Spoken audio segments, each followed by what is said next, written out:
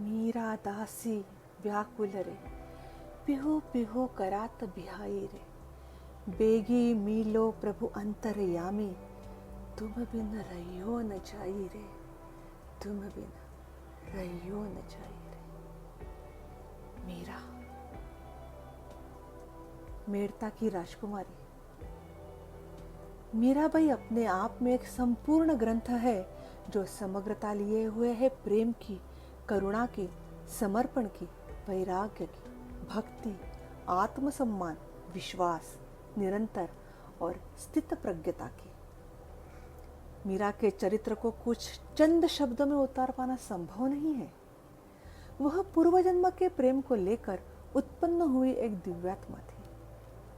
उनकी मासा ने उन्हें बचपन में ही कृष्ण मूर्ति को देते हुए कहा था, मीरा, यह गिरिधर गोपाल ही तुम्हारा पति है।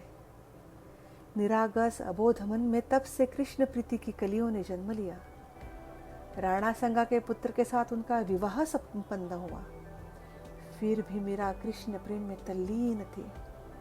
मेरे तो गिरधर गोपाल दूसरो न कोई, जाके सिर मोर मुकुट मेरो पति होई।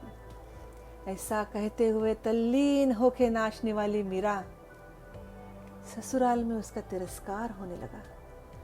पर उनके पति राणा भोज ने मीरा की भाव भक्ति स्थिति को पहचाना। उनके लिए राजमहल में ही मंदिर बनवाया, जहां मीरा अपने कृष्ण के साथ बिना किसी अड़सर के भक्ति में लीन थी। पर यह बहुत दिन न चला। युद्ध में राणा भोज की मृत्यु के उपरांत मीरा का ससुराल में रहना मुश्किल हो गया। उन्होंने केसरी वस्त्र धारण करके चित्तौड़गढ़ छोड़ा। गढ़ से तो मीरा बाई उतरी, गढ़ से तो मीरा बाई उतरी, गढ़वालियों हाथ राम को छोड़ के मीरा मेड़ तो पुष्कर नहवा जाए।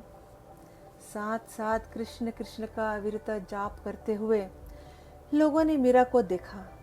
उसकी वेशभूषा पे टीका करने लगे। तब मीरा ने कहा, कहो तो कुसुमल साड़ी रंगावा, कहो तो भगवा भेष, चला वाही देश, चला वाही देश। कृष्ण की प्रीति का कुसुम्बी रंग कह लो या फिर विरक्ति का भगवा जो मैंने परिधान किया है, कुछ भी कह लो, मैं तब अपने गिरिधर गोपाल से मिलने के लिए निकल चुकी हूं। कुछ लोग कहते हैं कि मीराबाई आद्य विद्रोही थी, जिन्होंने न केवल जातिगत बाधाओं को तोड़ा बल्कि महिलाओं को बंधन मुक्त करने के लिए एक क्रांति शुरू की।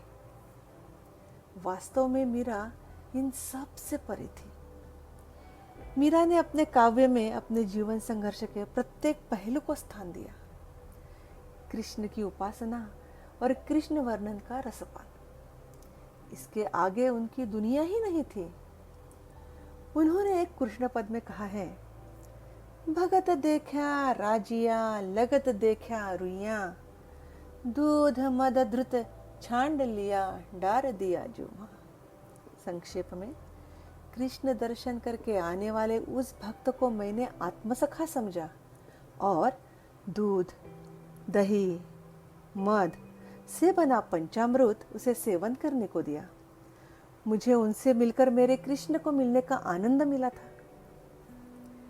भक्ति रस में बहते हुए एक सुंदर से पड़ाव पे मीरा संत तुलसीदास से मिलती है। तुलसीदास उनके सामने प्रभु रामचंद्र के अद्भुत रूप को शब्द रूप में प्रस्तुत करते हैं। आनंदिता मीरा का कहना है कि भवसरिता का चरित्र अधिक विस्तृत हो गया। राम कहिए गोविंद कहे ओ मेरो, प्रभु रामचंद्र कहो या कृष्ण भगवान कह लो, कृष्ण भगवान कह लो या प्रभु रामचंद्र कह लो, दोनों एक ही है, मेरे ही है। मीरा अपनी अलौकिक वाणी में महात्मा तुलसीदास के प्रति कृतज्ञता व्यक्त करते हुए कहती है, पायो जी मैंने राम रतन धन पायो, वस्तु अमोलिक दी मोरे सतगुरु, वस्तु अमोलिक दी मोरे सतगुरु, कृपा कर अपनायो, पायो जी मैंने राम रतन धन पायो। यह भक्ति जो मीरा के रूप में शुरू हुई थी, वह भक्त सरिता अब उनके भक्तों के रूप में एक विशाल पात्र बन के आगे बढ़ती जा रही थी। और मीरा उसे तो आस है अपने कान्हा के रूप में विलीन होने की। और एक दिन अपने कृष्ण पद की अंतिम पंक्ति गाने से पूर्व मीरा ने एकतारा मंगला के हाथ में थमा दिया और गाती हुई धीमे धीमे पदों से गर्भगृह में प्रवेश करके ठाकुर जी के समक्ष खड़ी हो जाती है।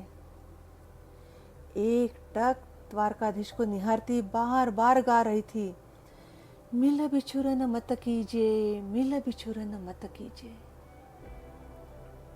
एकाएक मीरा ने देखा उसके समक्ष विग्रह नहीं बल्कि स्वयं द्वारकाधीश वर के वेश में खड़े मुस्कुरा रहे हैं।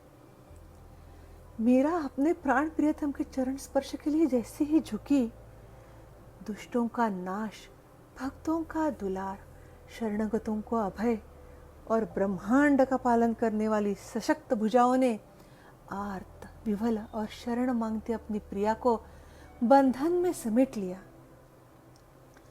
क्षण मात्र के लिए एक अभूतपूर्व प्रकाश होता है, मानो सूर्य चंद्र एक साथ अपने पूरे तेज के साथ उदित होकर अस्त हो गए हो। इसी प्रकाश में प्रेम दीवानी मीरा समा जाती है।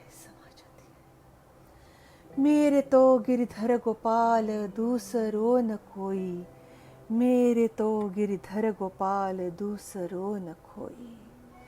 कृष्णार्पणमस्तु, कृष्णार्पणमस्तु, कृष्णार्पणमस्तु।